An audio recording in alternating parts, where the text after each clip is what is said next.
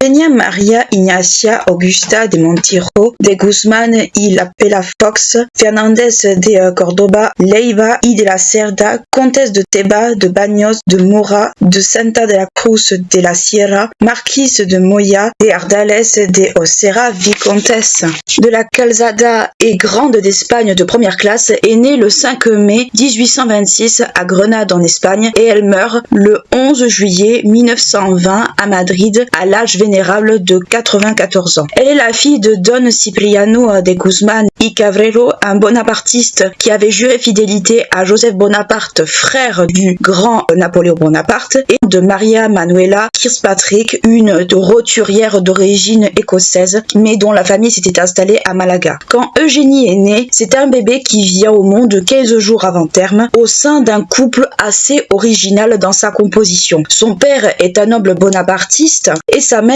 est ce qu'on appelait autrefois une roturière, ou c'est comme ça plus ou moins qu'on qualifiait les bourgeois, dont le mariage est célébré en 1817. Avec la reprise du pays par Ferdinand VII à la chute du grand empire de Napoléon Ier, Don Cipriano est assigné à résidence et il est extrêmement surveillé comme beaucoup de sympathisants bonapartistes de l'époque. C'est dans ce contexte que vient au monde leur première fille, Francisca, qui sera appelée Paca jusqu'à sa mort, le 25 janvier 1825, et un an plus tard naquit Eugénie. La venue de ces enfants fait le bonheur du couple, même si le couple connaît quand même quelques difficultés. Les deux fillettes sont élevées dans le culte de Napoléon Bonaparte, donc dans une ambiance très bonapartiste, et c'est Eugénie qui va être la plus sensible justement au récit de ce père bonapartiste qu'elle admire tant et qu'elle admirera jusqu'à la fin. En effet, son père lui raconte les souvenirs de ses combats, donc justement de cette période où il était fidèle à Joseph Bonaparte, mais également ce dernier transmet à sa fille ses idées politiques, mais il pousse également sa fille, et c'est quand même quelque chose d'extrêmement peu banal pour l'époque, il la pousse à avoir un esprit libre et un esprit assez ouvert, et il pousse également cette dernière à suivre ses idées. Cela montre une véritable complicité entre ce père bonapartiste qui aura toute l'admiration de sa fille jusqu'à la fin et qui va enseigner à sa fille cette notion un peu d'esprit libre, d'esprit un petit peu hors des normes, et il l'encourage justement à le développer. La jeune Eugénie partage également avec ce père la passion des sorties extérieures, comme par exemple les randonnées ou les grandes marches, et surtout le goût de l'exercice physique. Eugénie va garder ce goût de l'exercice physique tout au long de sa vie, notamment quand elle va être impératrice, elle va continuer à pratiquer, mais dès sa plus jeune enfance déjà, elle a ce goût un peu du sport, de ce que nous on va appeler du sport, et elle va le garder pendant très longtemps. C'est d'ailleurs un peu une espèce de mode très souvent au 19e siècle, et on le voit par exemple avec Sissi l'impératrice, cette mode du sport que ont certaines jeunes filles de l'époque, à savoir l'entretien physique. Malgré deux enfants qui font le bonheur des deux parents, avec chacun leur préférence, Paca va être la préférée de sa mère et Eugénie la préférée de papa, le couple quand même n'est pas très heureux, ne s'entend pas extrêmement bien, et ils doivent faire face à de gros problèmes financiers parce que Manuela, la comtesse Manuela, a tendance à beaucoup trop dépenser au goût de son mari, et souvent elle accumule beaucoup de dettes. Toutefois, en 1830, Don Cipriano va avoir un petit coup de pouce du destin, dans le sens où le roi Ferdinand VII cherche quelques soutiens et il doit faire face surtout à une crise de succession, parce que, rappelez-vous, la période bonapartiste est une espèce d'interruption en Espagne justement du règne de Ferdinand VII, et justement Ferdinand VII, pour avoir un peu plus d'appui, va chercher du soutien auprès de personnes dont il n'aurait pas eu, on va dire, l'idée d'aller voir de prime abord. Et c'est à ce moment-là justement que ce dernier va se tourner vers les libéraux, vers les anciens partisans de Bonaparte. Il va faire un petit peu le tour de un peu ses ennemis entre guillemets, et c'est justement à ce moment-là que le père d'Eugénie, Don Cipriano, va avoir un peu un ticket gagnant, dans le sens où la famille va avoir un autre mode de vie que ce qu'ils ont connu déjà. Donc ça va être la fin de cette assignation à résidence que Don Cipriano et sa famille avaient pour avoir un mode de vie beaucoup plus luxueux, enfin du moins vivre mieux que ce qu'ils ont connu jusqu'à présent. Donc la famille va s'installer à Madrid, donc centre un peu politique de l'époque, et le couple va mener une vie beaucoup plus riche, beaucoup plus intéressante, dans le sens où ils vont côtoyer les personnalités politiques, de l'armée, de la littérature espagnole, mais également française et britannique, et un mode de vie beaucoup plus riche, ouvert à d'autres horizons, et justement c'est ce qui va faire que la famille va prendre un plus en plus d'importance à ce moment-là. Toutefois, malgré cette amélioration de la situation de la famille, la mère d'Eugénie aime cette vie très mondaine et aime beaucoup dépenser, accumuler les dettes au goût de son mari, qui préfère mener menait une vie beaucoup plus simple, qui n'aime pas du tout ce genre de vie. Et qui plus est, le père d'Eugénie, vu que la situation s'améliore, vu qu'il a des responsabilités qui vont se greffer, aura tendance un peu à s'absenter également de ce mode de vie mondain. En 1834, un autre événement va bouleverser la famille et notamment surtout le mode de vie de la famille. En effet, l'oncle d'Eugénie meurt et c'est son père donc qui va hériter des titres. Donc d'abord le titre de comte de Montiro, c'est lui qui va en hériter en premier lieu. Bien avant Eugénie, il va hériter des titres, des terres et de la fortune de celui-ci,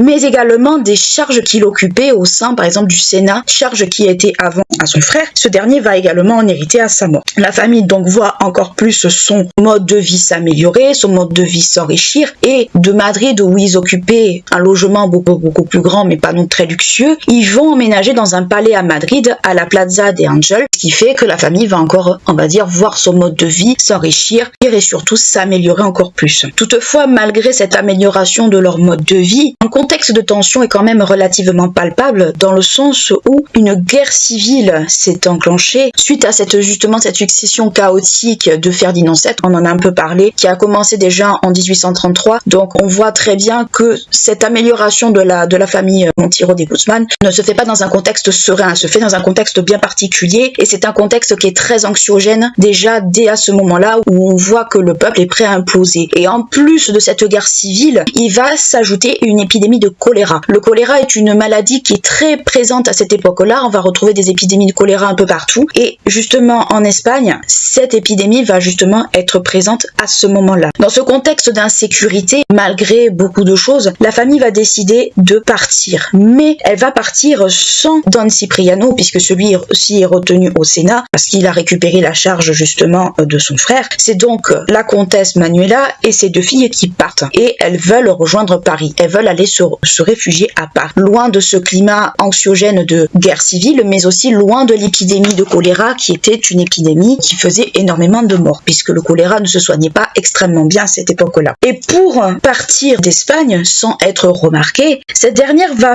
avoir une idée assez originale, puisque la famille va quitter, donc la famille, je parle de la mère et des deux filles, elles vont quitter justement l'Espagne à bord d'un convoi de toreros avant d'arriver en France. Donc on s'imagine bien le périple qui a dû être le leur. Elles arrivent en France à Perpignan et de Perpignan, elles vont mettre tout en œuvre pour pouvoir rejoindre Paris. Il faut bien comprendre que à ce moment-là, on est toujours en 1834, donc on imagine très bien que toutes ces données-là font que la comtesse veut mettre à l'abri ses enfants et Don Cipriano est obligé de rester en Espagne, bon gré mal gré si je peux dire ça ainsi, pour assurer ses charges et la comtesse pense surtout à protéger ses filles, soit de débordements dus à la guerre civile, soit de l'épidémie, ce qui est totalement normal. Et à cette époque-là, la petite Eugénie n'a que 8 ans, du moins elle n'a pas tout à fait une dizaine d'années. Concernant l'éducation de la petite Eugénie et de la petite Francisca ou Paca, parce qu'on va l'appeler Paca tout au long de sa vie, cette éducation est un petit peu mise de côté, plus ou moins mise de côté puisqu'elle va quand même avoir des précepteurs assez connus, mais ce n'est pas tout à fait ça on va dire. Les deux enfants sont considérés d'abord comme des adultes et pas forcément comme des enfants comme nous l'entendrons aujourd'hui, donc ce qui fait qu'il n'y a pas vraiment une discipline et un apprentissage de l'éducation qui est quand même bien soutenu pour les deux fillettes. Toutefois, malgré ces lacunes, Eugénie bénéficie d'un enseignement de précepteurs connus comme par exemple Stendhal ou Mérimée, donc des auteurs quand même français, des auteurs que nous connaissons tous, qui ont été justement les précepteurs de la petite Eugénie, mais c'est pas forcément l'élève la plus assidue, l'élève on va dire qui a envie d'apprendre justement à ce moment-là. Ils ne parviennent pas à lui inculquer ce goût justement de l'apprentissage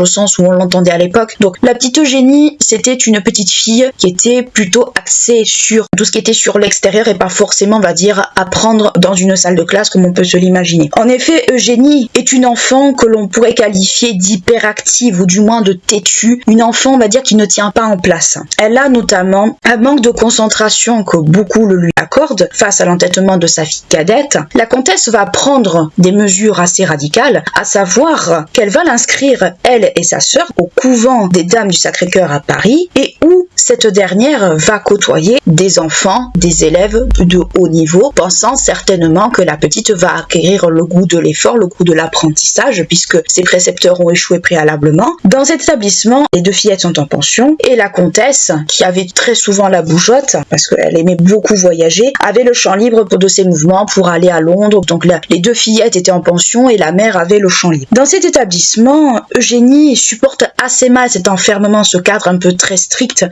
entre guillemets, parce que ce n'était pas si strict que ça, ce n'était pas un établissement aussi sévère que sa mère certainement se l'imaginait, mais cela ne convenait pas justement à la petite fille. C'était une enfant très bavarde, donc une enfant, on va dire, qui n'était pas, on va dire, une enfant sage entre guillemets, et cette dernière avait beaucoup de mal à se taire, surtout pendant l'heure des repas. Donc on s'imagine bien les sœurs justement du Sacré-Cœur qui devaient un petit peu la regarder avec un regard noir, cette petite fille très bavarde qui est la jeune Eugénie à l'époque. Et c'est une enfant qui ne s'entend pas avec les autres filles de son âge, préférant la compagnie des adultes. Donc on voit que c'est une enfant qui a grandi au milieu des adultes principalement et pas au milieu des enfants. Donc ce qui fait que c'est une enfant qu'on pourrait presque qualifier en décalage de ce qu'on pourrait dire de nos jours par rapport aux autres. Son père, qui connaissait très bien sa fille et qui connaissait le tempérament de sa fille, voit que sa fille n'est pas très heureuse dans ce couvent, voit à quel point elle n'est pas à son aise, décide tout simplement de l'inscrire au gymnase normal civil et orthosomatique, donc travaille le corps gymnastique mais aussi tout ce qui est le bienfait du corps, bienfait du sport surtout, et où cette dernière va pratiquer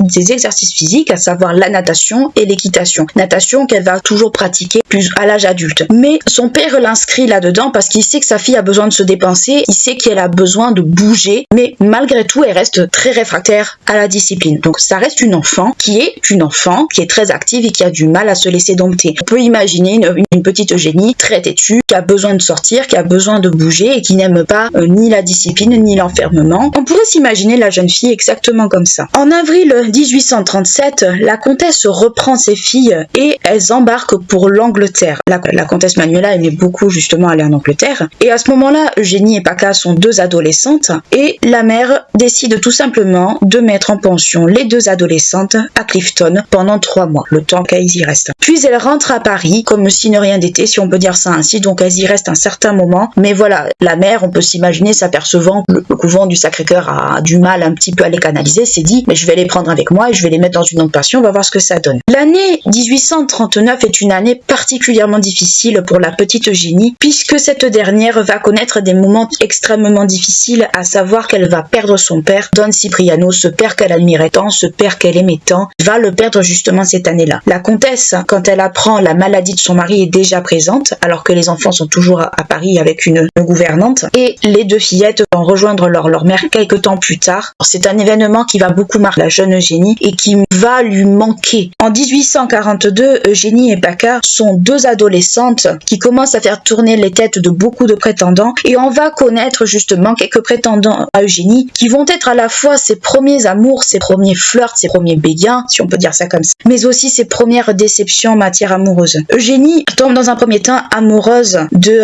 Duc d'Albe, donc un jeune garçon, qui est décrit comme un jeune homme assez ténébreux, grave, mais à la fois très timide. Donc on imagine bien un peu le ténébreux de nos jours que nous connaissons, et pour qui Eugénie va avoir un amour quasi ardent. Elle va être très éprise de ce jeune homme et elle va lui écrire des lettres enflammées, mais malheureusement pour elle, sa mère a un autre plan à ce niveau-là. Elle va décider tout simplement d'annoncer des fiançailles publiques entre ce jeune homme et Paca, blessant ainsi la jeune fille, on peut se l'imaginer, et mettant le jeune duc d'Albe un peu au pied du mur, malheureusement. On voit que la préférence déjà de la comtesse pour Paca est déjà plus que marquée, parce qu'un duc quand même, ce n'est pas rien, et que la petite Eugénie malheureusement va être un peu laissée pour compte sur ce coup-là, et ce manque d'affection de la part de sa mère va être quelque chose qui va sérieusement lui peser pendant longtemps, et c'est ce que du moins les écrits nous en témoignent. Ce manque d'affection justement va la rendre ce qu'on va appeler un peu mélancolique même, et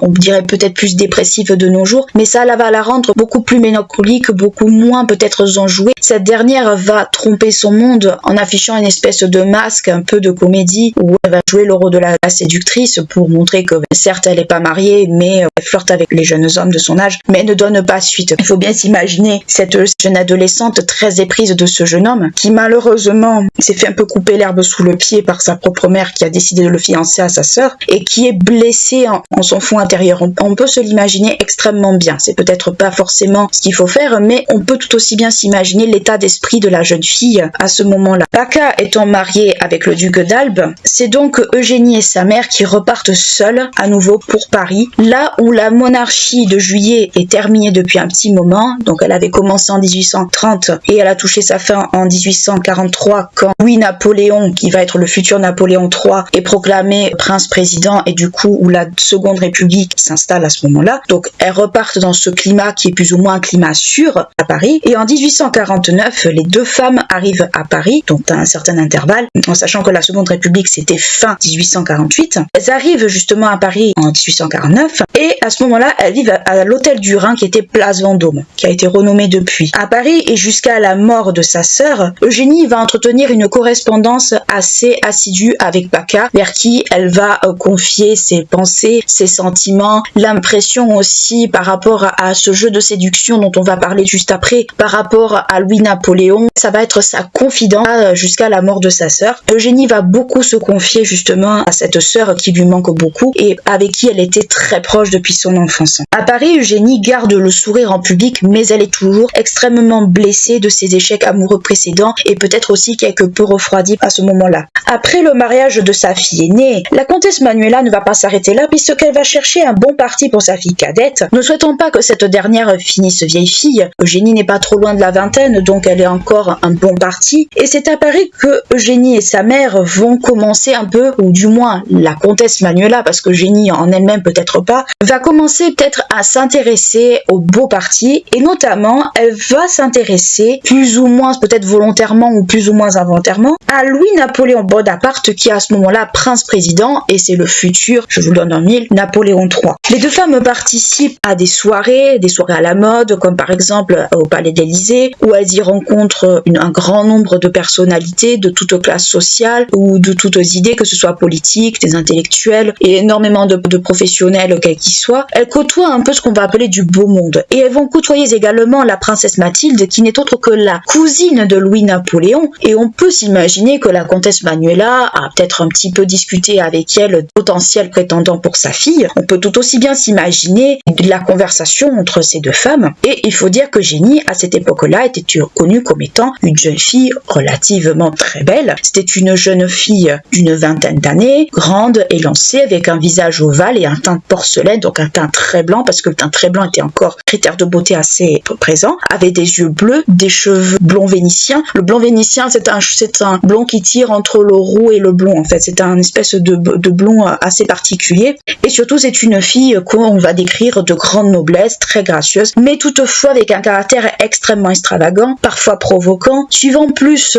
que son cœur lui dicte et ses envies que sa raison, imprévisible, parfois timide et à contrario assez orgueilleuse, exaltée et austère. Un peu un profil presque assez contradictoire, mais ça ne gêne probablement pas pour autant justement la recherche de prétendants pour cette dernière. Et c'est justement lors d'une de ces fêtes à l'Élysée que Eugénie rencontre pour la première fois Louis-Napoléon Bonaparte. Et à ce moment-là, cet homme avait une bonne quarantaine d'années, il n'était pas considéré comme très séduisant, mais aussi paradoxal que ça pouvait paraître, il avait un certain succès auprès des femmes. On le décrivait un peu comme assez petit, un peu corpulent, mais c'était pas gênant en soi vu la position qu'il entretenait. À côté d'Eugénie, ou du moins au moment où ces deux-là se rencontrent, Louis-Napoléon fréquentait déjà pas mal de jeunes femmes, et notamment l'actrice britannique Harriet Howard, avec qui il entre une certaine fréquentation. Malgré cette actrice, le prince-président tombe un peu sous le charme de la belle espagnole, la trouve très jolie, mais à ce moment-là, ce dernier n'est pas enclin à la demander en mariage. Ce dernier, jusqu'à ce que l'idée du mariage germe, a plutôt envie d'en faire sa maîtresse que d'en faire son épouse, ce qui ne va absolument pas convenir à Eugénie, mais on le verra juste après. En juin 1849,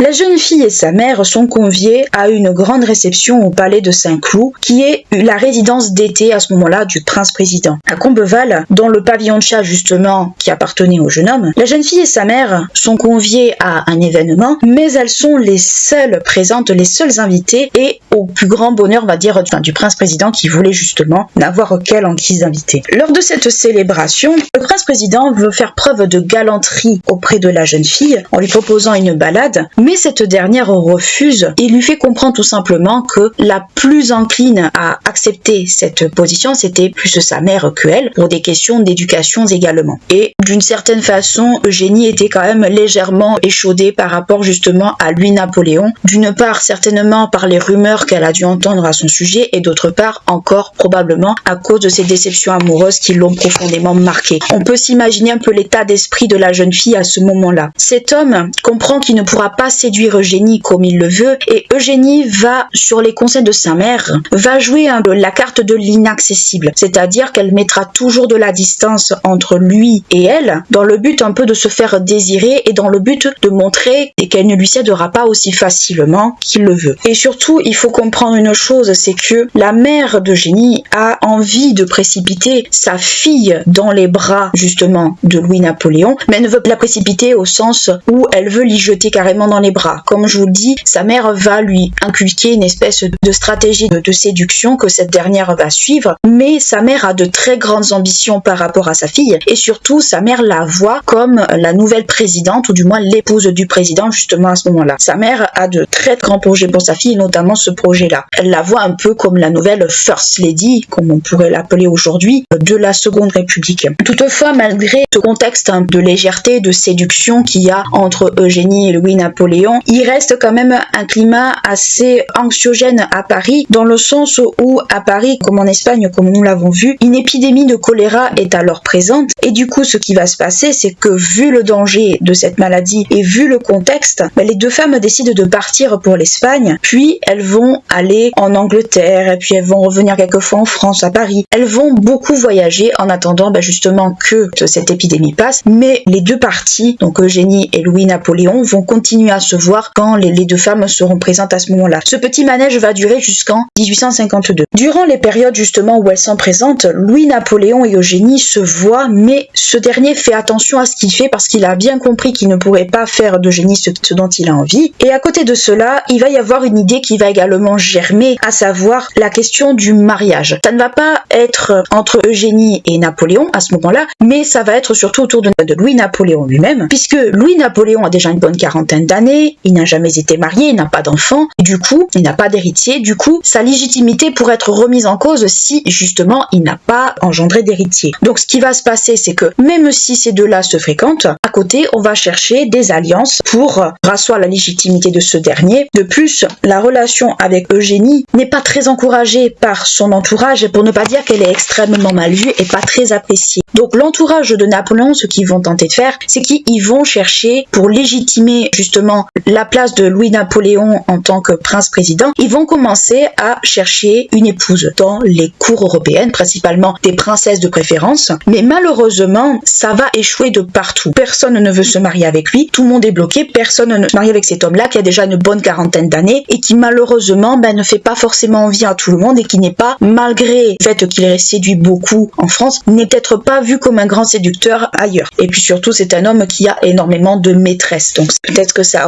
refroidit également. À côté de cela, le prince-président et la jeune fille, je vous le dis, continuent à se voir, cette dernière est conviée à toutes sortes d'événements, mais la question du mariage entre ces deux protagonistes n'est pas vraiment d'actualité, ou du moins pas encore, et la montée en puissance du jeune Bonaparte, donc cette montée en puissance de ce dernier, cette aura que celui-ci dégage, ne laisse malgré tout pas indifférent la jeune espagnole, mais ce n'est pas vraiment de l'amour à ce moment-là, c'est plus de l'admiration qu'autre chose, et puis surtout, on peut s'imaginer que ce Bonaparte est peut-être aussi l'incarnation de tous les récits qu'elle a entendus durant son enfance et qu'elle connaît justement de Napoléon Bonaparte. On peut s'imaginer l'état d'esprit de cette dernière. Malgré, on va dire, la sympathie et l'affection que Louis-Napoléon va afficher pour Eugénie, sa mère, ces deux femmes ne sont de moins en moins appréciées par l'entourage du prince-président. Et surtout, les incidents vont se multiplier, des incidents qui vont faire que ce dernier devoir afficher très clairement sa position. Et l'un des incidents qui va être le plus déterminant, ça va être aux Tuileries, lors d'un événement où Eugénie et sa mère se voient refuser de la part de l'épouse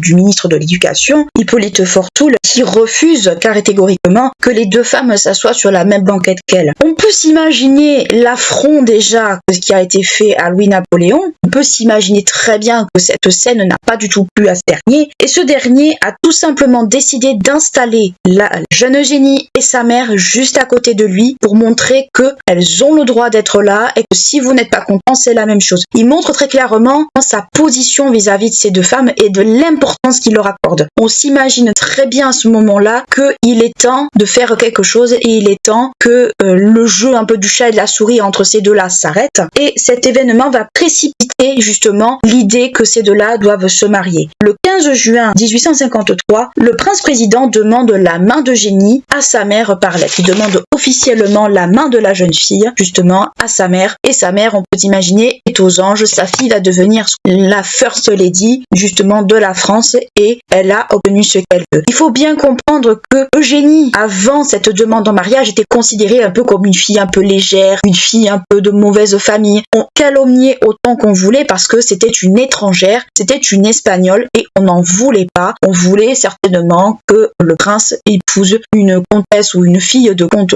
français et non pas cette espèce d'intrigante espagnole dont on ne connaissait rien, on ne savait pas d'où elle venait. Donc on peut s'imaginer très clairement le contexte des fois peu accueillant qui était autour de ces deux femmes, justement les derniers temps, et l'affront, l'épouse du ministre de l'Éducation, n'a fait qu'affirmer ce contexte du fait qu'Eugénie et sa mère étaient mal aimées et qui a poussé très clairement Napoléon à prendre les devants, à prendre une décision vis-à-vis justement de toutes ces personnes qui médisaient sur elle et surtout les deux étaient amoureux de l'un de l'autre, du moins les deux s'aimaient énormément et que puisqu'il faut montrer, on montre que ça plaise ou pas, on peut se l'imaginer. L'entourage des deux parties n'a qu'une petite quinzaine de jours pour organiser le mariage, donc on s'imagine un peu tout le stress qu'il devait y avoir autour. Le mariage civil a lieu aux Tuileries le 29 janvier 1853 et le mariage le plus grandiose, le plus fabuleux aura lieu surtout le lendemain au moment de la cérémonie religieuse. On imagine bien l'état un peu de nervosité de la jeune Eugénie qui justement va se marier à ce moment-là, on imagine un peu l'état d'esprit et cet état d'esprit elle va en faire part justement dans ses lettres à sa sœur. Donc on s'imagine bien cette petite jeune femme qui a une vingtaine d'années et qui va se marier avec l'un des partis les plus importants de France et justement qui ne connaît rien en fait à un rôle d'impératrice et qui va se retrouver un peu jetée dans la mêlée comme ça. On s'imagine un peu tout le stress, tout l'état d'esprit de cette jeune fille et le lendemain pour le mariage religieux, pour le sacre, on imagine un peu le faste qui devait y avoir avec le carrosse doré de Napoléon Ier. Donc Eugénie va être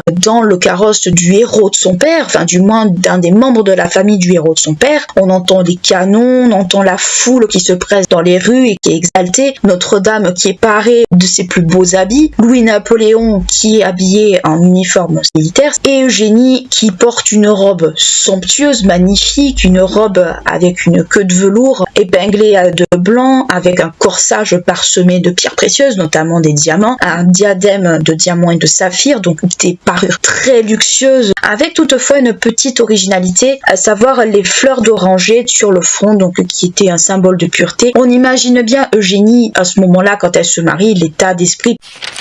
Dès cet instant, Eugénie devient impératrice des Français jusqu'en 1873. Toutefois, son premier acte en tant qu'impératrice, si on peut dire ça ainsi, se situe bien avant son mariage. En effet, avant son mariage, la mairie de Paris voulait offrir à la jeune épouse de Napoléon III une parure de diamants pour l'occasion du mariage, mais la jeune femme refuse et elle ne veut pas que son premier acte en tant qu'impératrice soit associé à une dépense aussi coûteuse et aussi importante. Aussi, elle demande à ce que cet argent qui était voué justement pour cette parure soit utilisé dans un cadre un peu plus, on va dire, qui lui ressemble, à savoir un cadre charitable, et on verra cette notion de charité tout au long de cette partie, à savoir notamment pour la construction d'un orphelinat, mais aussi pour l'instruction professionnelle des jeunes filles, et par ailleurs, ces deux institutions ensuite seront financées personnellement, ou du moins les frais de fonctionnement seront financés personnellement par l'impératrice elle-même, qui va, on va dire, utiliser son argent personnel justement pour amoindrir ses frais. Donc on voit que Eugénie a déjà ce sens de la charité, ce sens du devoir qui est déjà bien présent en elle, malgré qu'elle ne connaisse pas le métier d'impératrice en elle-même, si on peut dire ça ainsi, mais elle a parfaitement conscience qu'il y a certaines choses auxquelles elle ne veut pas être associée dès le départ, et on peut dire que c'est déjà une preuve que c'est une femme qui a conscience de sa position. Dès le début, l'impératrice souhaite se faire aimer des Français. Durant le règne de Napoléon III, elle est présente sur plusieurs fronts. Elle est présente en tant que gravure de mode, comme beaucoup, on va dire, de souveraines bien avant elle, mais aussi comme ambassadrice de la mode à la française, donc toujours dans ce cadre un peu de gravure de mode, de femmes qui lancent des tendances, mais bien plus tard, elle va s'intéresser également à la politique, et tout au long, on va dire, de son règne, elle va s'intéresser aux causes sociales, et surtout faire preuve de générosité et de charité, notamment auprès des pauvres, des femmes, mais aussi des artistes. Elle va avoir un côté également mécène, dont on va parler juste après. Dès les premiers temps de son règne, le couple impérial doit impérativement administrativement se démarquer de l'austérité de la cour du prédécesseur de Napoléon III, à savoir Louis-Philippe.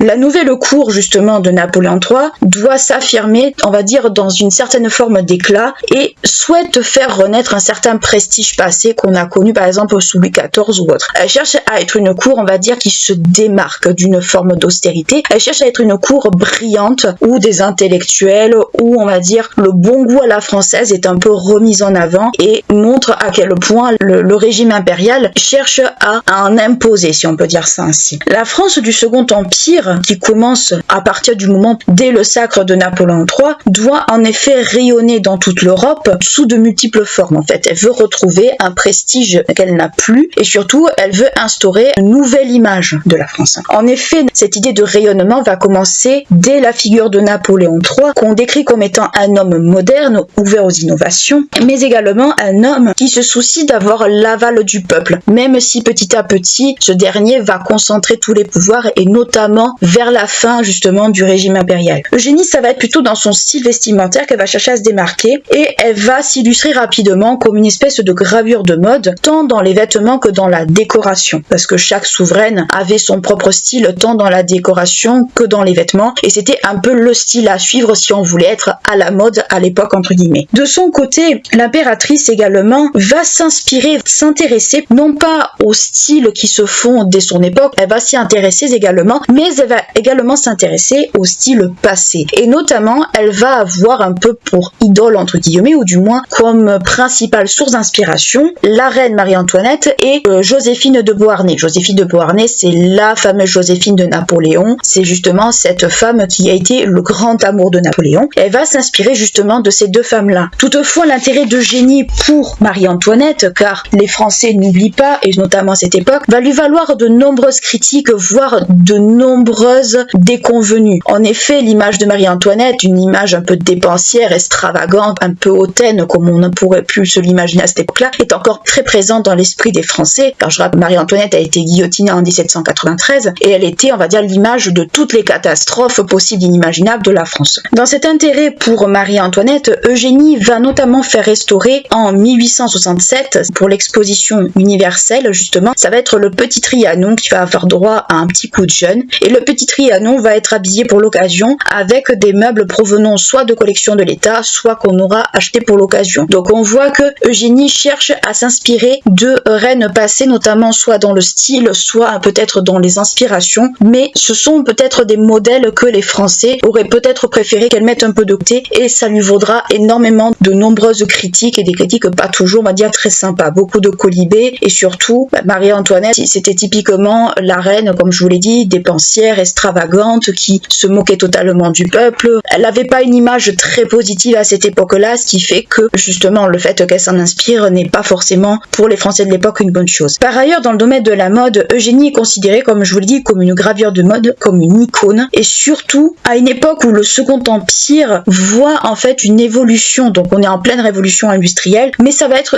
une révolution dans le textile, dans le secteur du textile. En effet, c'est l'époque de l'ouverture des grands magasins parisiens que nous connaissons encore aujourd'hui, comme par exemple au Bon Marché, que nous connaissons, qui est à Paris, la Samaritaine qui a réouvert il y a quelque temps de ça, il n'y a pas très longtemps, et le Printemps que nous connaissons également. Donc on voit que l'époque des grands magasins parisiens que nous connaissons, date justement de cette époque du Second Empire. Ce n'est pas quelque chose auquel souvent on pense, mais c'est dès cette époque-là justement que cet esprit de grands magasins, cet esprit, on va dire, de mode est justement bien présent. C'est également une époque où l'on voit apparaître les premiers journaux spécialisés dans la mode, les conseils et les tendances, un peu les Marie-Claire de l'époque si vous préférez. Et le monde de la mode, mais également du textile, va connaître également quelques petites avancées technologiques, quelques petits changements, notamment avec l'invention de la machine à coudre ou encore les colorants synthétiques pour les tissus notamment. Donc on voit qu'il y a dans cette révolution industrielle, cette époque de révolution industrielle, des avancées techniques qui sont là pour produire davantage, qui sont là pour montrer une espèce de qualité à la française, un peu le made in France avant l'heure. Et Eugénie a cette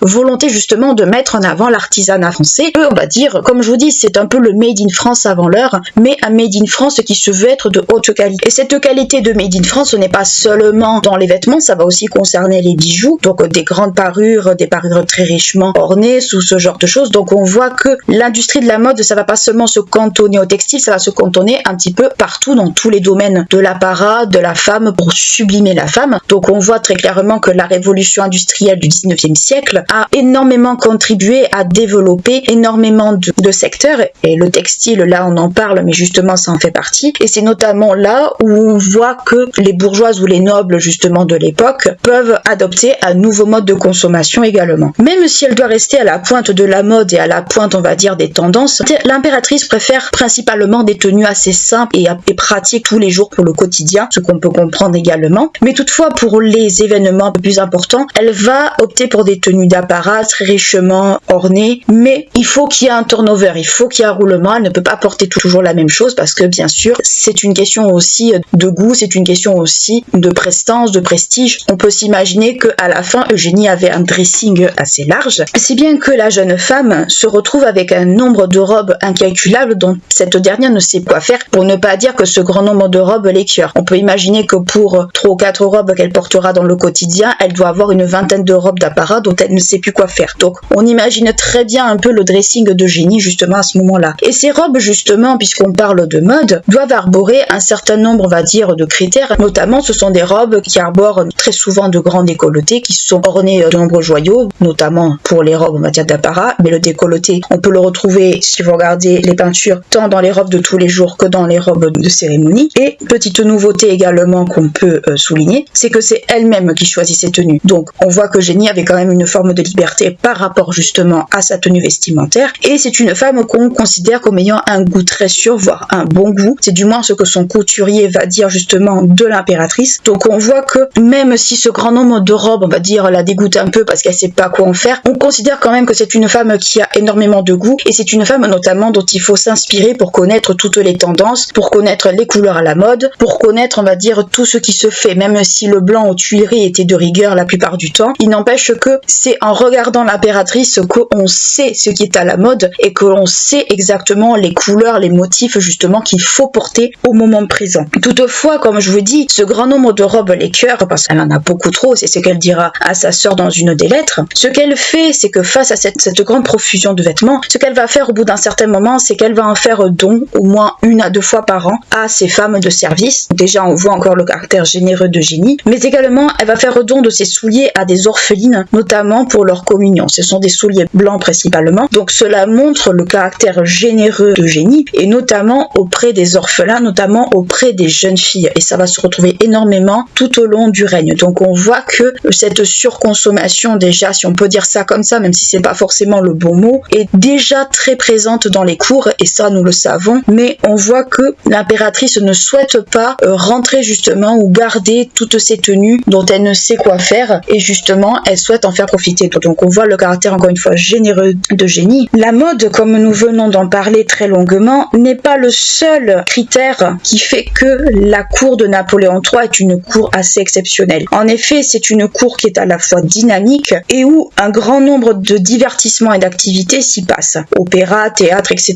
Donc beaucoup de divertissements autour de la culture, si on peut dire ça ainsi. Et toute la cour y prend goût assez rapidement. À cela, il faut rajouter des bals costumés, mais également des grandes valses, ou on va dire des bals dansants, des très grandes fêtes, très grands événements. Et pour Eugénie, cela constitue une espèce de petite coupure dans son quotidien qui est très chronométré au millimètre près dès le matin. Donc Eugénie, elle a une routine dès le matin qu'elle doit faire, ce qu'on va appeler les protocoles, et justement ça lui pèse énormément, et ces moments de coupure, ces valses, ces bals costumés vont être, on va dire, le petit piment de ses soirées, le piment de sa journée, si on peut dire ça ainsi. Selon les invités, l'impératrice est une bonne hôtesse qui maîtrise énormément l'art de la conversation, donc une femme qui sait se tenir en société, mais toutefois les libertés qui sont présentes justement au moment de ces fêtes ne sont pas toujours au goût de Napoléon III, qui est très à cheval sur l'étiquette et qui remet un petit peu tout ce beau monde à sa place, de sorte que Eugénie doit osciller entre plusieurs attitudes, entre l'attitude qu'elle doit avoir certainement vis-à-vis de son époux et l'attitude qu'elle peut avoir certainement vis-à-vis de ses amis. Donc on voit que l'esprit libre d'Eugénie est là, l'esprit très extravagant est là, mais elle n'a plus cette liberté de l'exprimer comme avant, et du coup elle doit faire attention. Donc on imagine que ça ne doit pas être tellement simple au quotidien justement à garder une forme d'équilibre à ce niveau-là. Malgré cette ambiance très enjouée, très festive que Eugénie rencontre, cette dernière se confie dans une lettre à sa sœur sur un sentiment de solitude malheureusement qui est très présent chez elle. Elle se sent très très isolée dans cette cour, sans aucune amie à qui parler, mais surtout elle a toujours le sentiment d'être épiée dans ses moindres faits et gestes. Donc on imagine très bien le sentiment d'anxiété et voire peut-être anxiogène de cette dernière par rapport à cela. Par ailleurs, comme par le passé, la cour est très itinérante également, mais c'est surtout le couple impérial qui se déplace régulièrement et dans les nombreux châteaux et villas que celui-ci possède. Pour Eugénie, ce sont des moments de détente où l'étiquette est un petit peu oubliée, où le protocole se relâche un peu, et c'est des périodes où elle peut s'adonner à des activités de plein air sportives, justement, auxquelles elle a toujours été habituée étant jeune. À Saint-Cloud, par exemple, qui est la propriété du couple pour la période printanière, le couple reçoit principalement des invités de marque comme des ambassadeurs, des princes ou encore des rois et des reines. Donc on est dans une villa qui est où on va dire les choses sont moins strictes, mais on reçoit quand même des hôtes de marque. Mais on peut s'imaginer que dans cette villa, Eugénie vivait une vie un peu moins stricte que d'habitude. Et à la belle saison, le couple allait à Fontainebleau où l'impératrice pouvait pratiquer des activités de plein air et sportives. Et à l'automne, le couple allait à Compiègne et on voit que le couple se déplace beaucoup et on voit surtout que c'est calqué vraiment sur les modèles anciens, c'est-à-dire que la cour ne reste pas au même endroit trop longtemps. Après, ça s'est retrouvé déjà au préalable, mais on voit qu'il y a un souhait en fait de montrer une certaine forme de prestige encore une fois. Toutefois, malgré que Eugénie se relâche énormément dans justement ces différents endroits, c'est à Biarritz que cette dernière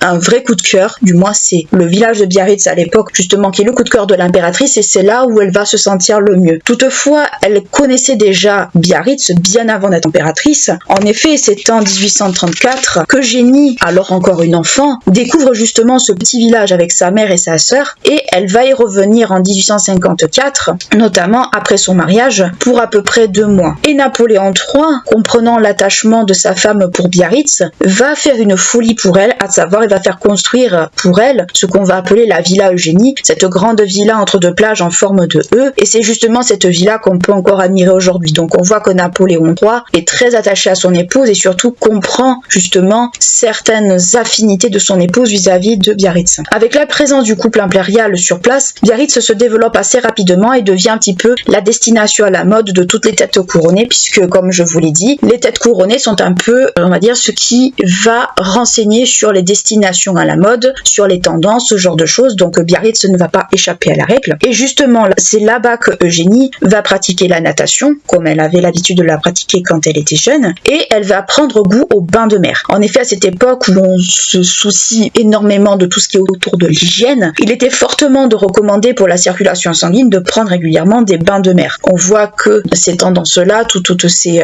études sont quand même très présentes dans la tête des têtes couronnées, mais surtout, les bains de mer, c'est aussi une façon de profiter aussi également. Par ailleurs, en tant que gravure de mode, encore une fois, Eugénie va lancer une tendance assez particulière, puisqu'elle va lancer la tendance des costumes de bain à 2 pièces. Alors, les costumes de bain, faut pas s'imaginer des costumes de bain un petit peu moches ou des bikinis. On peut l'ancêtre de nos maillots de pièces, à savoir que c'était un haut assez long avec un espèce de pantalon. Donc c'était ça, les costumes de bain de l'époque. Mais il faut savoir, justement, c'est l'impératrice qui a lancé cette tendance. À côté de sa passion pour l'exercice physique, Eugénie aime également voyager. Les déplacements lui permettent de découvrir la France dans son ensemble, mais également des pays étrangers, comme par exemple l'Angleterre ou encore l'Égypte bien plus tard. En avril 1855, au moment de la guerre de Crimée, le couple impérial se rend à Londres, où Eugénie rencontre pour la première fois celle qui est un de ses plus grands soutiens, mais qui va aussi devenir son amie, et qui l'a toujours défendue alors qu'elle ne la connaissait nullement, c'est la reine Victoria. Et la reine Victoria d'Angleterre va jouer également un rôle à la fin de l'Empire et surtout à la fin de la vie d'Eugénie, puisque c'est elle qui va accueillir l'ancienne impératrice justement en Angleterre et qui va lui permettre de vivre sur des terres anglaises sans trop de soucis. À côté de cela, si on regarde le couple impérial en lui-même, pas seulement on va dire de l'extérieur, les choses sont loin d'être roses entre les deux époux. En effet, Napoléon III dit qu'il aime son épouse, mais malheureusement il va lui rester fidèle qu'à peu près 6 mois. Il continue d'avoir beaucoup de maîtresses à côté et même après son mariage. Et Eugénie, quant à elle, étant une femme très peu expérimentée sur le domaine intime, elle n'a pas vraiment le goût justement des rapports intimes, voire elle en est, pour ne pas dire, extrêmement dégoûtée. Elle ne comprend pas d'ailleurs comment on peut aimer ça. Et après son mariage, elle tombe rapidement enceinte. Alors il faut savoir que son mari va également la tromper quand elle va être enceinte. Ça, c'est quelque chose qui est très lourdement souligné dans les articles et dans les livres. Mais malheureusement, elle va perdre cet enfant suite à une chute de cheval. On peut imaginer l'état émotionnel de la pauvre Eugénie à ce moment-là. Mais toutefois, 3 ans plus tard, après cette perte, l'impératrice va mettre au monde un petit garçon. Le 16 mars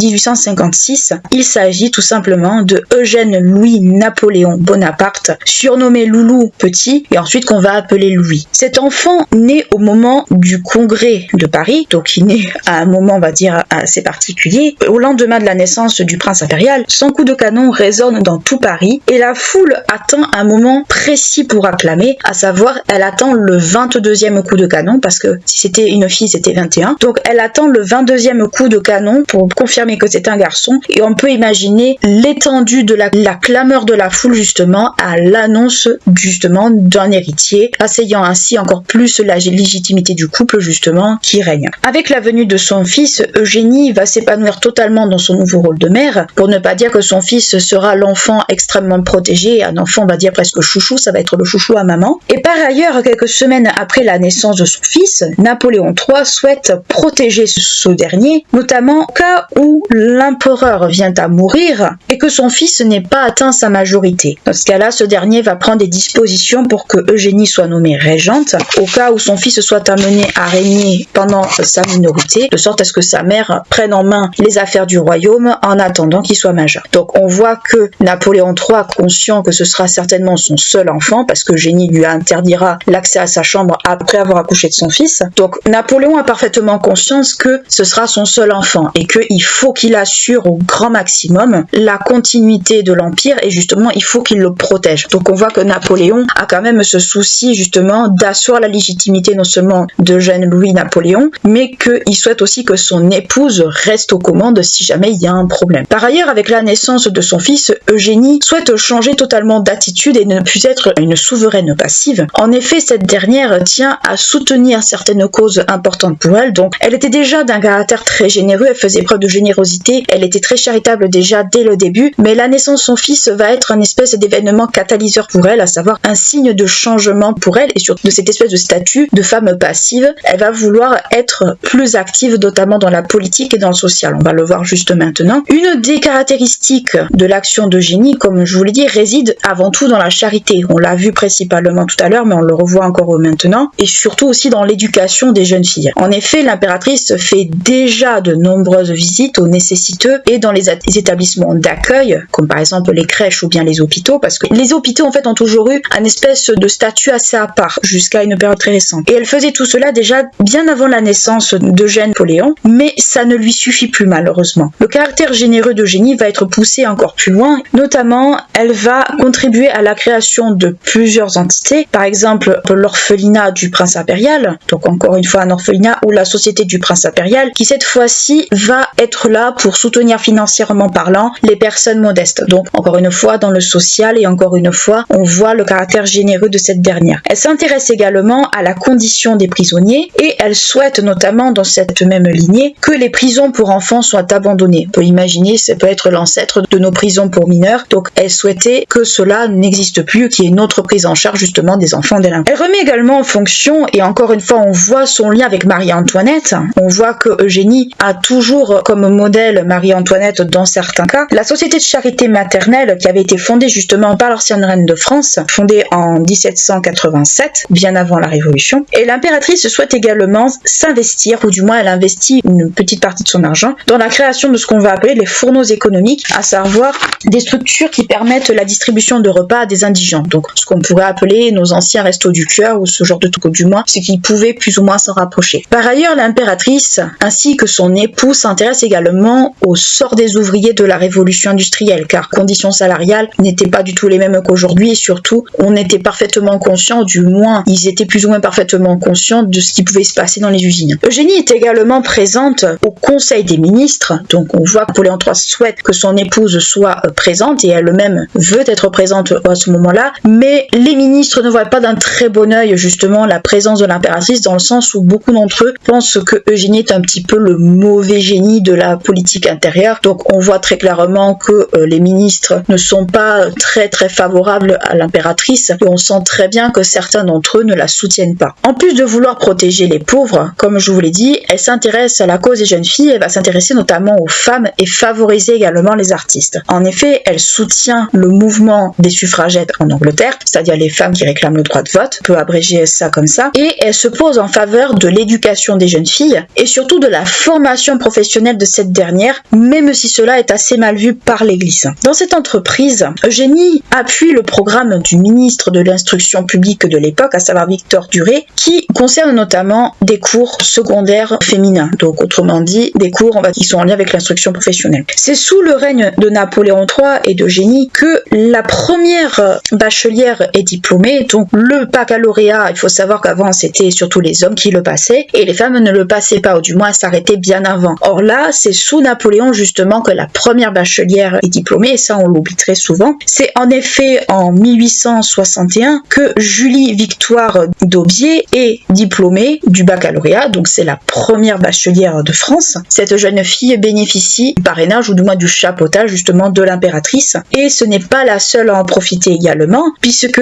on peut souligner également le cas de Madeleine Bray, qui elle a la possibilité, et la toute première femme à intégrer l'école de médecine. Donc on voit qu'il y a une volonté d'intégrer encore plus les femmes de l'époque, les jeunes filles, dans la professionnalisation, dans des structures qui étaient avant extrêmement masculines, et on voit qu'Eugénie a une volonté de faire bouger les choses, a une volonté justement ce que les femmes puissent être beaucoup plus autonomes que ce qu'elles sont. On pourrait dire que Eugénie est une espèce de féministe avant l'heure, mais c'est peut-être un peu maladroit de penser ça, car il va falloir quand même un bon moment avant que cela devienne une normalité, que les femmes soient dans des structures comme les universités ou qu'elles soient bachelières. Donc moi je mets des pincettes personnellement sur le fait que Eugénie était une espèce d'impératrice féministe. Je vous l'encourage vivement d'ailleurs parce que ça peut être assez mal interprété. Dans le cadre de la littérature et du domaine artistique, Eugénie n'hésite pas à se poser en mécène et par conséquent à s'opposer à une forme de censure, notamment de certaines œuvres du 19e siècle. Et c'est le cas par exemple en 1857 quand elle prend la défense de Charles Baudelaire, notamment pour son fameux ouvrage qu'on connaît tous, à savoir Les Fleurs du Mal. Elle va soutenir justement Charles Baudelaire contre cette censure de son œuvre, mais également elle va soutenir Gustave Flaubert par rapport à Madame Bovary. Donc on voit que cette censure d'un point de vue artistique la dérange, en sachant que Eugénie a eu quand même comme précepteur Stendhal et Mérimée quand elle était jeune. Donc on voit qu'elle a une certaine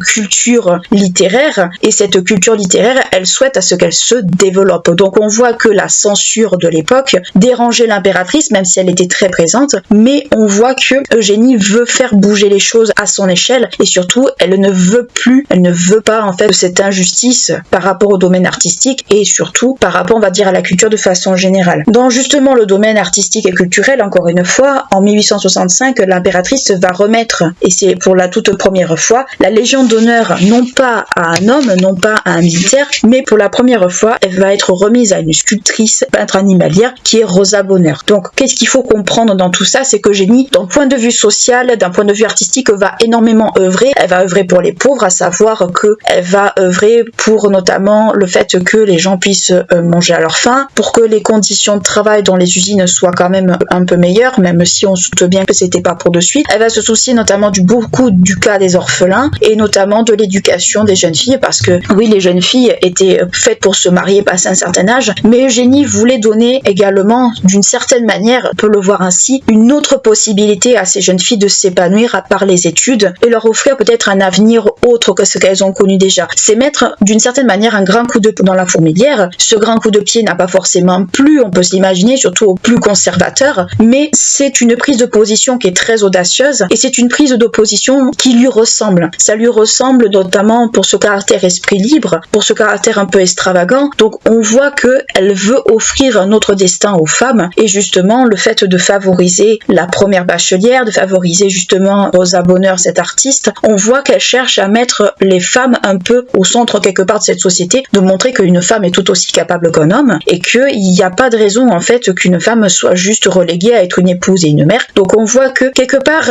qu'elle veut bousculer un peu les conventions sociales de l'époque, d'une certaine façon, et je dis ça avec des très très gros guillemets et une très très grande prudence, mais on peut se dire qu'Eugénie à cette époque-là avait parfaitement conscience qu'il fallait un autre destin à la femme, et qu'il fallait justement qu'elle puisse avoir d'autres clés en main. Le domaine littéraire montre également que la censure qui était présente, c'était une censure qui n'était pas toujours très justifiée, c'était une censure où certains sujets étaient un peu abordés, des sujets plus ou moins explicites, qui dérangeaient les bonnes mœurs de l'époque. Donc on voit qu'elle souhaite qu'une certaine forme de liberté d'expression, une liberté de choix soit accordé à tous. On pourrait pousser la chose un peu plus loin, mais globalement, c'est ce qu'il faudrait plus ou moins en comprendre. Toutefois, même si jusqu'à présent, le Second Empire connaît une période de relative tranquillité, si on peut dire ça comme ça, à partir de 1858, des tensions commencent à émerger et à se faire sentir. En effet, le 18 janvier 1858, il y a un événement qui va beaucoup marquer les esprits, à savoir l'attentat de l'Opéra, où justement le couple impérial est présent et peut-être aussi plus ou moins visé. Cet attentat a été commis devant l'Opéra de Paris, un aristocrate italien du nom de Orsini. Le couple impérial y échappe de justesse. Il y a juste l'impératrice, sa robe tachée de sang, et on peut imaginer le choc de cette dernière suite à cela. Et on constate également lors de cet événement un certain nombre de morts et de blessés. Donc on voit que l'attentat n'est pas un simple attentat, c'est vraiment quelque chose d'assez fort. Suite à cet événement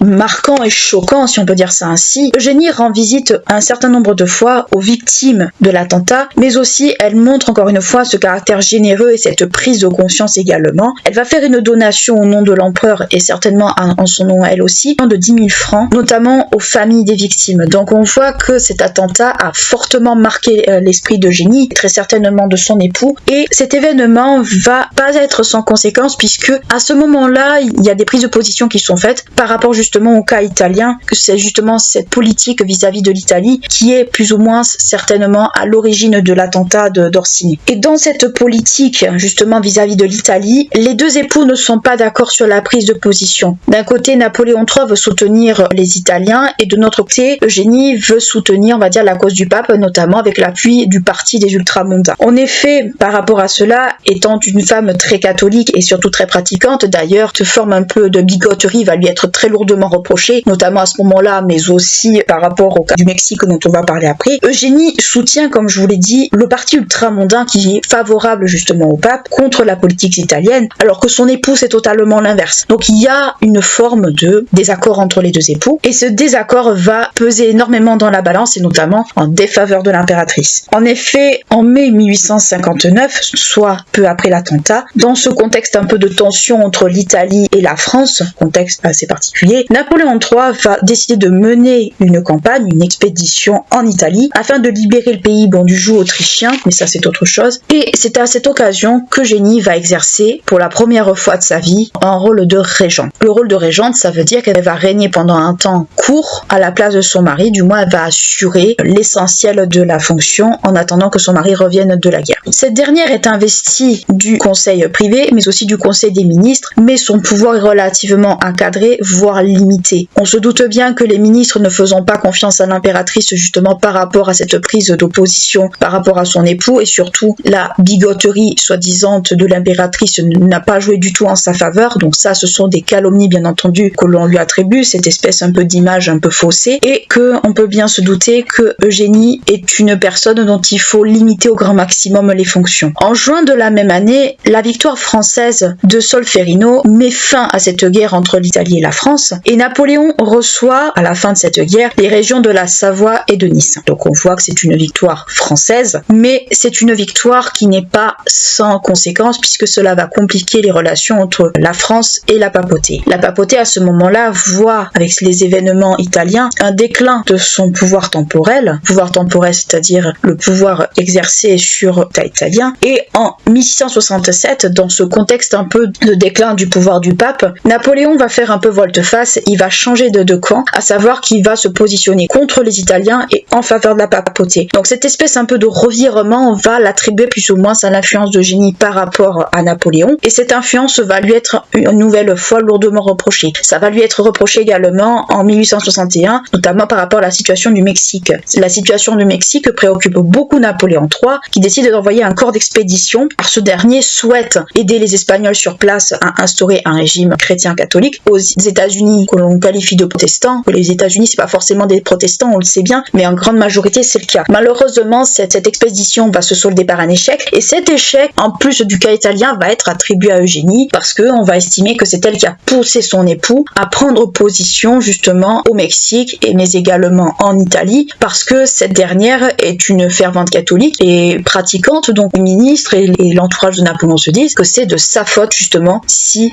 Napoléon a fait d'aussi mauvais choix par rapport à la politique extérieure. La deuxième régence d'Eugénie va être une régence un petit peu plus courte puisqu'elle va assurer un rôle de régente 1 mois seulement et ça va être à l'occasion d'un déplacement de Napoléon en Algérie. Il n'y a pas forcément trop de détails sur ce déplacement, mais on peut s'imaginer que c'était juste pour un déplacement officiel et qu'il fallait quelqu'un aux commandes. Le 30 septembre 1869, Eugénie est en déplacement en Égypte, mais elle est en déplacement en tant que figure de l'Empire français. Et pourquoi elle et pas son époux? Tout simplement son époux doit rester à Paris car l'Empire ne va pas très bien. Il y a quelques petits soucis et notamment le fait que l'Empire s'affaiblit internationalement parlant par rapport justement à tous les événements autour, que les libertés énormément en France sont restreintes et que la presse est énormément surveillée aussi, mais aussi que plus ça va, plus Napoléon concentre tous les pouvoirs en lui-même et c'est ce qui fait que ça va le mener un peu à sa perte à la fin. Sur le chemin pour aller en Égypte, l'impératrice en profite pour visiter Constantinople en Turquie, donc on voit qu'elle en profite aussi pour visiter un petit peu l'extérieur aussi de la France, notamment la Turquie. Puis le 16 novembre de cette année-là, elle arrive à Port Saïd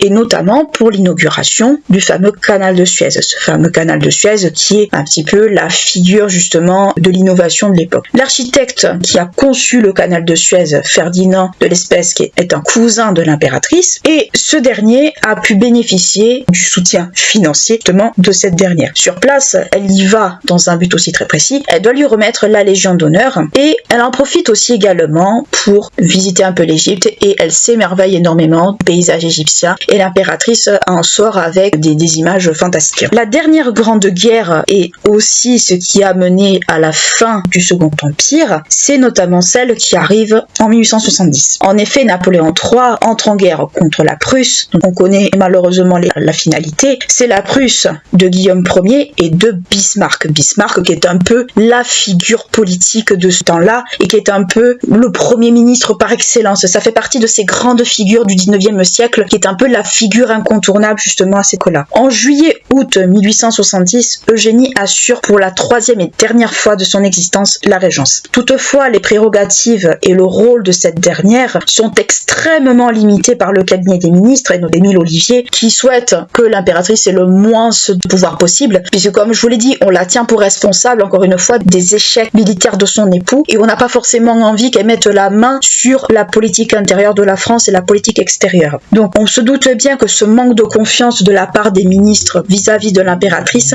est quand même dû à quelque forme d'animosité à son oncle. Cette guerre, comme je vous l'ai dit, a pour toile de fond un soutien d'Eugénie avec l'opposition française d'un candidat prussien au trône d'Espagne. Malheureusement, l'armée de Napoléon a énormément de lacunes. Tout d'abord, elle n'est pas assez organisée, pas assez nombreuse, et surtout, elle est très mal armée et les stratégies militaires sont très mauvaises et tout se solde par un échec cuisant. Face à cette situation catastrophique, Eugénie va tenter tant bien que mal, et sans succès malheureusement, fait des alliances un peu partout pour soutenir la France et pour envoyer des troupes pour soutenir les Français. Malheureusement, ça n'aura aucun impact. En août de cette année-là, on peut souligner les défaites, on va dire, successives, à savoir Reichshofen et Fort Barge, qui sont défaites des Françaises face à la Prusse. Et malheureusement, certaines solutions sont envisagées, notamment une solution de repli, parce qu'il faut pouvoir se replier avant d'être capturé. Malheureusement, on connaît le cas échéant. Et face à cette situation un peu catastrophique, Eugénie essaie de convaincre son époux, toutefois, s'il souhaite battre en retraite, de ne surtout pas se replier à Paris, car le problème qui se posera, ce sera, selon elle, une guerre civile, justement, à son retour. Donc on peut imaginer le climat de tension déjà parisien à cette époque-là. On peut imaginer tout simplement que la guerre également coûte très cher et que malheureusement, vu que ce sont des échecs sur échecs, on se dit, là, il y a un problème en fait. Donc c'est mieux pas que son épouse revienne à Paris, sous peine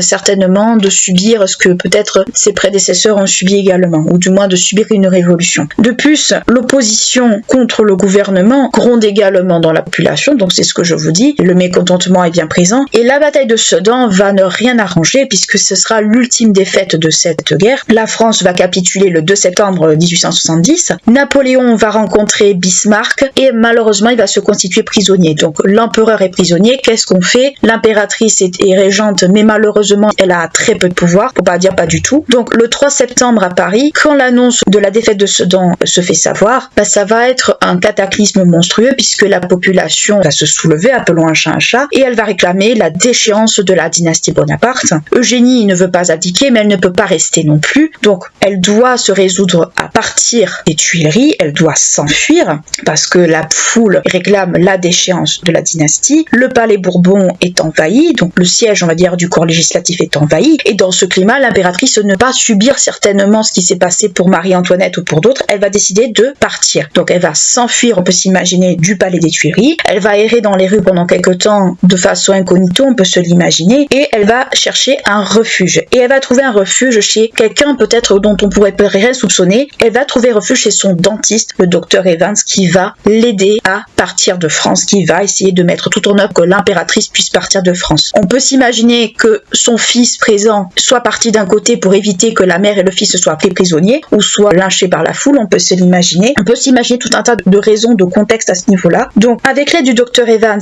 l'impératrice parvient à quitter la France pour l'Angleterre. Le 4 septembre 1870, la Troisième République est proclamée puisque aucun membre de la famille impériale est présent, donc la déchéance de la dynastie Bonaparte est proclamée, donc la Troisième République est mise en place. Et Napoléon III, malheureusement, reste prisonnier et à ce moment-là, il ne sera libéré que 6 mois plus tard. Et en effet, en février 1871, l'armistice est signé entre la Prusse et la France. Donc, le soulèvement de la France se fait, cette espèce de contexte mi-guerre, mi-paix. Il faut attendre 71 pour que tout se soit mis à plat. Et la clause, on va dire, en petit caractère, si on peut dire ça ainsi, la plus connue justement de cet armistice, c'est la perte de l'Alsace et de la Lorraine qu'on va récupérer avec la guerre de 14. Avec la guerre franco-prussienne, les décisions prises préalables avant n'ont pas plu au peuple, notamment par rapport justement aux événements que je vous ai dit. La guerre franco-prussienne a peut-être été l'élément peut-être de trop qu'on va attribuer à l'impératrice. On appelait Marie-Antoinette autrichienne, elle on va l'appeler l'espagnole. Elle va être autant détestée que Marie-Antoinette en son époque, puisque elle avait tendance à apprécier l'ancienne souveraine. On va mettre sur Eugénie à ce moment-là tous les maux de la France. Tout. On va tout lui attribuer, on va dire que c'est de sa faute, qu'elle a poussé son époux dans de mauvaises décisions et tout. On va un petit peu en faire un bouc émissaire à ce moment-là et malheureusement on comprend qu'elle ait préféré fuir plutôt que quelque chose lui arrive. Par rapport justement à son mari et par rapport au fait que Eugénie a réussi à quitter la France, il faudra attendre le 19 mars 1871 pour que Napoléon III soit libéré.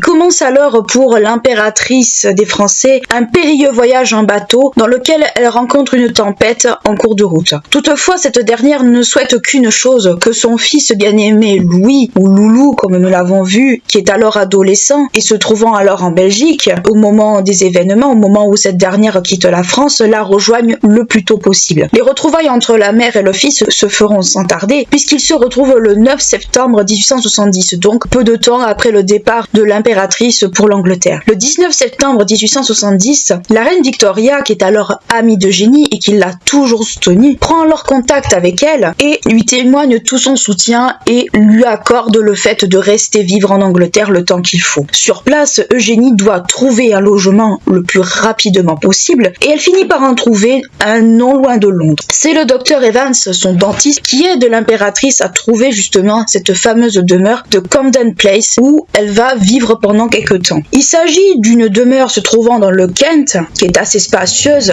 et qui permet en fait d'accueillir un certain nombre de personnes. Napoléon III, à sa libération l'année suivante, et rejoint son épouse et son fils le lendemain de sa libération, soit le 20 mars 1871. Toutefois, il faut bien comprendre, peu importe le contexte qui se passe en France, Eugénie reste impératrice jusqu'à la mort de son époux, même si cette dernière a été déchue de ses pouvoirs. Donc on voit que cette volonté d'Eugénie toutefois de rester, d'affirmer qu'elle est toujours impératrice des Français, montre très bien que cette dernière souhaite que ce titre, du moins cette fonction, reste de sa famille et surtout, elle souhaite que ce titre ne lui soit pas enlevé car c'est aussi quelque part une forme de légitimité pour elle de se trouver en Angleterre et surtout une forme de légitimité tout simplement pour de sa famille au cas où la Troisième République ne marche pas et qu'il est possible, comme ça a été le cas par exemple pour Napoléon Ier, décider de revenir. On peut émettre cette hypothèse comme on peut émettre beaucoup d'autres. Toutefois, il y a quand même un petit problème avec Napoléon III, c'est que ce dernier a une santé assez fragile, surtout les dernières années de sa vie. Durant l'été 1872, l'état de santé de l'ancien empereur des Français se dégrade assez vite. En effet, ce dernier souffre de calculs rénaux. Donc les calculs rénaux, ce sont comme des espèces de petits cailloux dans les reins. Et ce dernier voit plusieurs spécialistes des reins et on va pratiquer sur lui ce qu'on appelait autrefois une lithotritie, à savoir une opération qui est extrêmement douloureuse, qui consiste à broyer les calculs au sein même du corps. Alors, il utilisait à l'époque une espèce de grosse pince pour aller chercher directement les cailloux et les broyer. C'est assez impressionnant quand on voit l'instrument en lui-même. Cette opération a été réalisée plusieurs fois, mais malheureusement, il se trouve que cette opération n'a pas été un très grand succès, puisque le 9 janvier 1873, Napoléon III meurt de cette maladie, car les calculs rénaux à l'époque n'étaient pas soignés comme ils le sont aujourd'hui, laissant alors son épouse, sa veuve Eugénie et son fils dans un chagrin très important. Et surtout, Eugénie voit disparaître un autre membre de sa famille, en premier lieu son père, rappelez-vous. Paca meurt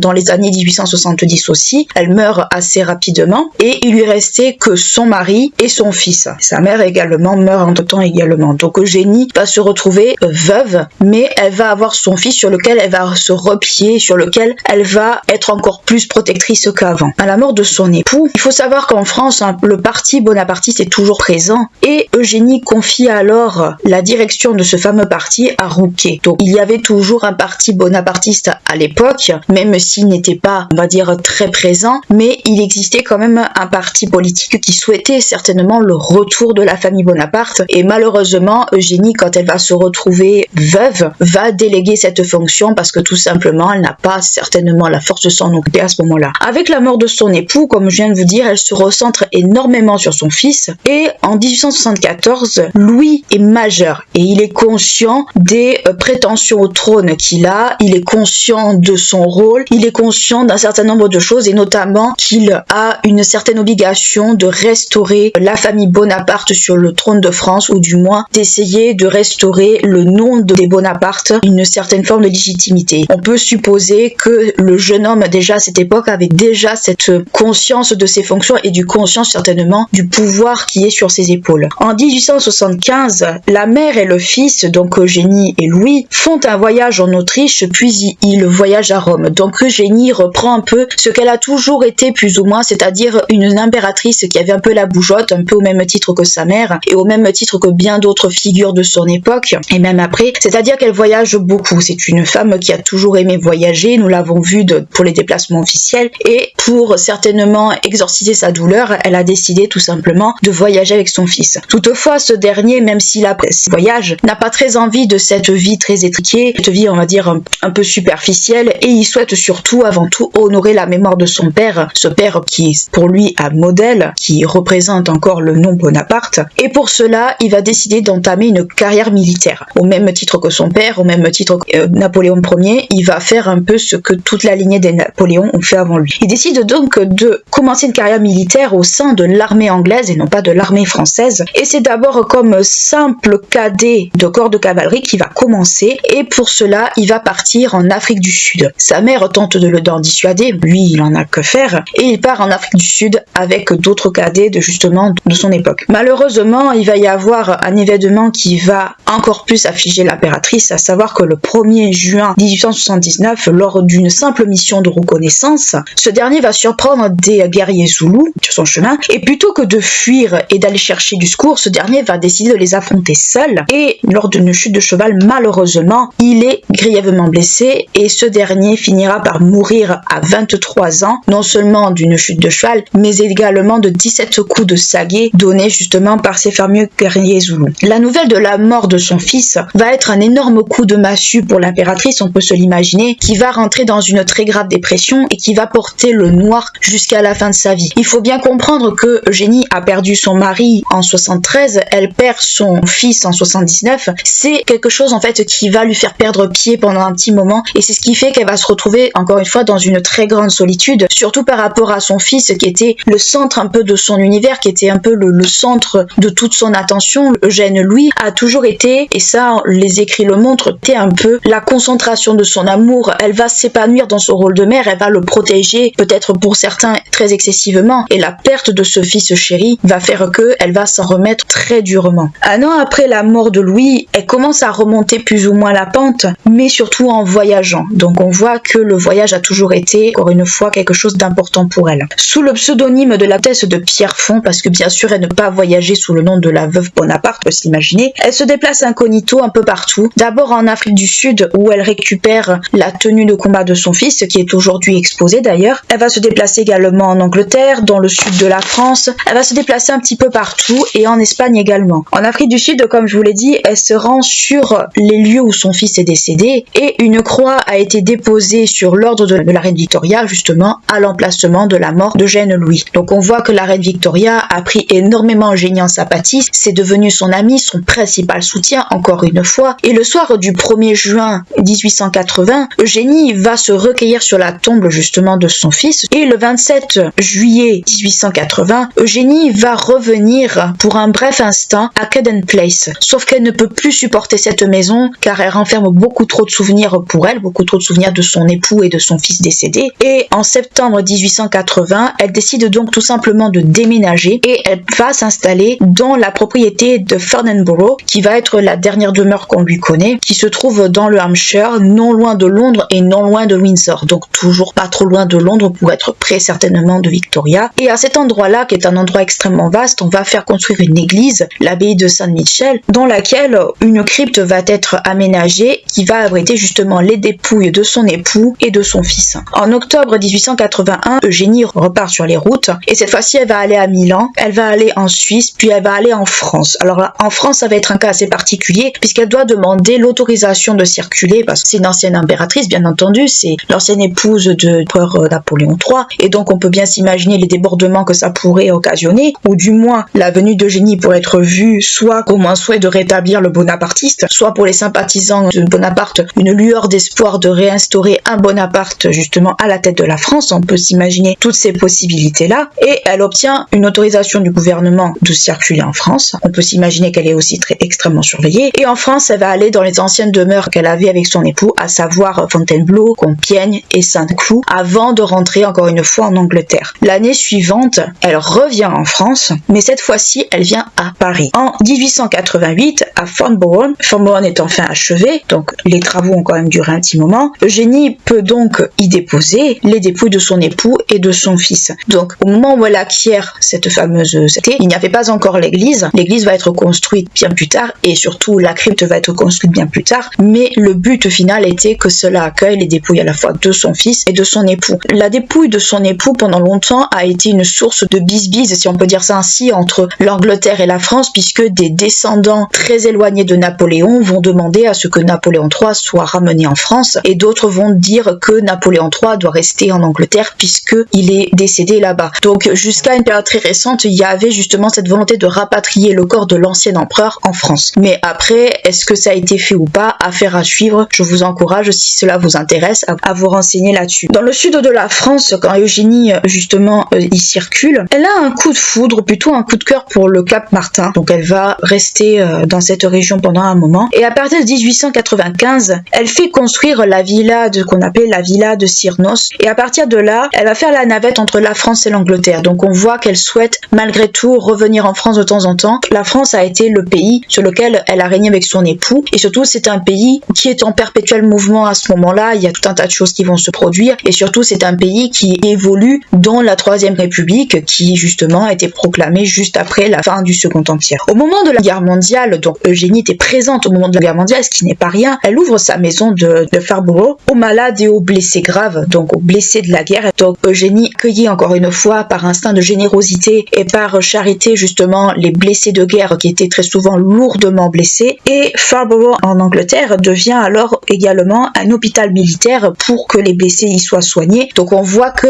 Eugénie, au moment de la guerre et au moment de l'horreur de cette guerre, car je rappelle que la Première Guerre mondiale a été une guerre qu'on qualifie quasiment de boucherie, elle n'hésite pas à ouvrir les portes de sa maison pour que les personnes puissent être soignées, pour qu'ils reçoivent des soins, que les choses soient faites. Donc on voit que l'ancienne impératrice, malgré qu'elle n'ait plus aucun titre, malgré qu'elle n'ait plus aucun pouvoir, garde cet esprit de générosité, garde cette âme généreuse. Beaucoup d'historiens lui reconnaissent jeunesse, et surtout elle s'aperçoit également de l'ampleur de ce que peut être une guerre, que jusqu'à présent elle a pu voir de loin par rapport aux guerres d'Italie ou ailleurs, mais là elle voit quand même les guerres et ses dégâts justement quasiment sous son nez. À la fin de la guerre, Eugénie entrevoit une opportunité un peu de rétablir l'honneur de Napoléon III, puisque Napoléon III a été quand même plus ou moins mal aimé après 1870, et en effet justement le 23 octobre 1870, elle avait écrit à Guillaume Ier de Prusse, une lettre qui justement, elle demandait à Guillaume Ier de ne pas prendre l'Alsace et la Lorraine, c'était des points stratégiques pour la Prusse. Toutefois, Guillaume Ier, dans sa réponse, explique très clairement à l'impératrice que l'annexion de ces deux régions était simplement une question de stratégie militaire et de rien d'autre, qu'il n'y avait pas de volonté de s'approprier d'autres régions ou pas. Donc on voit quand même que l'impératrice, même si elle avait très peu de pouvoir à cette époque-là, avait quand même fait en sorte de sauver ces deux régions qui ont été annexées, qui ont été la clause la plus connue justement de l'armistice. Et ce sont des informations certainement que l'on connaît peu, mais elle a plaidé justement sur le fait que l'Alsace et la Lorraine ne devaient pas être annexées. Guillaume Ier a fait ce qu'il a voulu, il a annexé ces deux régions pour des questions purement militaires et rien de plus. Donc on voit que Eugénie avait quand même son devoir d'impératrice très en tête, même encore à cette époque-là, son ancien devoir de souveraine encore une fois. Cette lettre, elle l'a remise à Clémenceau, qui a justement attesté que l'ancienne souveraine avait œuvré pour ceci, et donc l'Alsace et la Lorraine ont été récupérées bien entendu à ce moment-là, mais on voit très bien que Clémenceau, dans cet acte, on peut se dire que peut-être il a vu une volonté de la part de cette dernière de restaurer l'image de son mari, que les colibés qui avaient été faits n'étaient pas justifiés, on peut imaginer tout un tas de choses, mais on voit que c'était une femme déjà qui avait lourdement conscience de la gravité de la chose à ce moment-là. Le 5 mai 1920, Eugénie rend visite à sa famille en Espagne, à Madrid. Elle rend visite à son neveu, le duc d'Albe, donc le fils de Pacca, au palais de Liria. Le 20 juillet 1920, entourée des siens, entourée de ce qui lui reste de sa famille, cette dernière toutefois se sent mal, elle ne se sent pas bien, et malheureusement, elle meurt le lendemain, entourée plus ou moins de sa famille, du moins de la famille qui lui reste. Donc Eugénie meurt auprès des siens. Elle est née en Espagne, elle mourra en Espagne. Elle va mourir en fait autour de ce qui lui tenait le plus à cœur, à savoir sa famille. Eugénie a toujours été très famille, ça on peut pas le lui enlever. On voit que c'était une femme pour qui la famille était plus important qu'autre chose. On voit que le lien qu'elle avait avec son père, on voit le lien qu'elle avait avec sa sœur, on le voit des liens qu'elle avait avec son fils. C'est une femme dont la famille a toujours été, et ça on peut le lire, on peut le sentir quand les historiens l'expliquent, que c'est une femme où l'esprit a toujours été tourné vers sa famille et rien d'autre, en tout premier lieu. Le corps d'Eugénie est alors rapatrié en Angleterre et il est enterré auprès de son époux et de son fils. Toutefois, 2 ans plus tard, et on voit que Clémenceau peut-être n'a pas été très fair-play à ce niveau-là, il va refuser les obsèques solennelles à l'ancienne impératrice auxquelles elle avait droit. Donc il a fallu attendre quasi 2 ans pour que cela soit demandé et cela lui a été refusé. Est-ce que c'était une volonté peut-être de rayer d'une certaine manière la période de l'ancien empire des mémoires? Est-ce que c'était pour ne pas réveiller peut-être un sentiment bonapartiste qui était encore présent, on peut se l'imaginer, ou du moins des affinités avec le nom Bonaparte? Est-ce que c'était peut-être pour marquer une coupure également entre la période du Second Empire et celle de la Troisième République? On pourrait toutefois la réflexion. Ce qu'on peut dire de cette fin de vie d'Eugénie, c'est que sa fin de vie a été marquée par un exil très long et surtout par un exil qui est toutefois marqué d'une certaine forme d'errance. Eugénie, pour exorciser sa douleur, sa peine, va voyager énormément, elle va se déplacer énormément, qui fait que Eugénie, à la fin de sa vie, n'a pas tenu en place et elle ne tenait pas en place déjà à ce moment-là. Donc on voit que le caractère très extravagant, très libre, très presque, on va dire, hors norme, justement, est présent de sa jeunesse jusqu'à la fin de sa vie. Mais le caractère généreux de l'impératrice et ce caractère justement de longévité, on a tendance à le lui oublier et c'est très dommage parce que c'est une femme qui a beaucoup œuvré pour la France, qui a fait de son mieux avec ce qu'elle avait, qui a été vue un peu comme une espèce de mouton noir à l'image peut-être de Marie-Antoinette du 19e siècle, et c'est très triste parce qu'on se rend compte que c'est une femme qui avait une très très grande générosité de cœur, qui a tout fait pour se faire aimer, qui a tout fait pour rester dans ses valeurs et dans ses codes. Donc on peut dire qu'Eugénie, dernière impératrice des Français, a eu une vie très longue et très riche, et surtout une vie qui lui ressemble, une vie pleine de péripéties, pleine également de douleurs. Mais moi ce que je vous invite à travers de cette dernière partie justement, c'est de vous intéresser justement à cette impératrice qui est très intéressante et surtout presque oubliée des livres d'histoire et voire peu mise en avant. N'hésitez pas à liker, clocher la vidéo si elle vous a plu, à vous abonner à la chaîne si ce n'est pas encore fait. Moi, je vous dis à très bientôt pour un nouveau podcast et d'ici là, prenez bien soin de vous.